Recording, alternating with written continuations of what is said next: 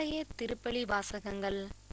முதல் வாசகம் திருத்தூதர் யோவான் எழுதிய முதல் திருமுகத்திலிருந்து வாசகம். அதிகாரம் 4, இறை வார்த்தைகள் 19 முதல் மற்றும் அதிகாரம் 5, இறை வார்த்தைகள் 4 முடிய. பதிலுரை பாடல்.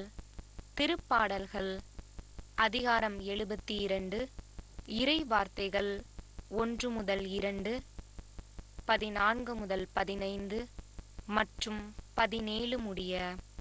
லூக்கா எழுதிய தூய நற்செய்தியிலிருந்து வாசகம்.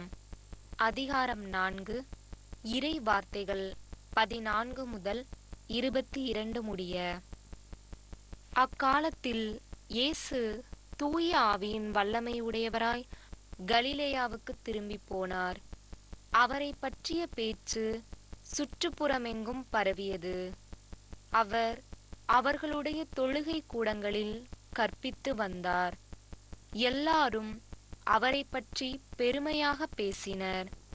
இயேசு தாம் வளர்ந்த ஊராகிய நாசரேத்துக்கு வந்தார். தமது வழக்கத்தின்படி ஓய்வு நாளில் தொழுகை கூடத்திற்கு சென்று வாசிக்க எழுந்தார். இறைவாக்கினர் எசாயாவின் சுருளேடு அவரிடம் கொடுக்கப்பட்டது. அவர் அதை பிரித்த போது கண்ட பகுதியில் இவ்வாறு எழுதியிருந்தது: ஆண்டவருடைய ஆவி என்மேல் உள்ளது, ஏனெனில் அவர் எனக்கு அருள் பொழிவு செய்துள்ளார்.